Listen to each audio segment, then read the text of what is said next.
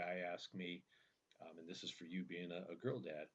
I had a guy ask me, we're sitting around a campfire at a kind of a guy's retreat, and he's got a brand new baby girl. I think she was about 9 months old.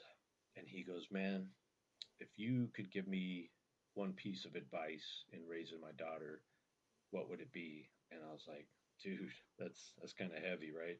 That's a heavy question to ask me. And I said, well, I think if I'm speaking purely from my experience and where I know I made mistakes, is let your daughter be who she was meant to be. Don't try to protect her so much that you stifle her, right?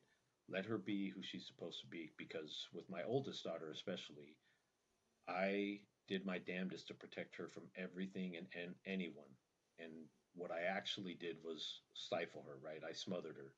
Mhm. And I think that not that she didn't blossom on her own because she's very strong willed and she did what she was going to do, but I think I could have made it a lot easier had I just accepted the fact that I can only control what I control as a father.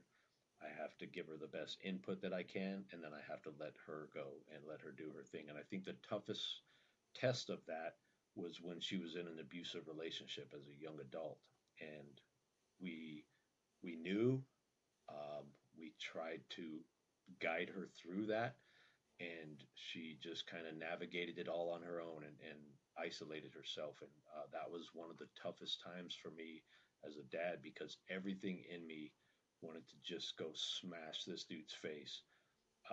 And I had to let her navigate it because she asked me, Dad, this is my problem to handle, and I don't need you trying to protect me. I need you to let me handle it. And that was one of the hardest things I had to do as a dad was let her be a big girl and let her figure it out because I was really worried about that, and in the end it worked out.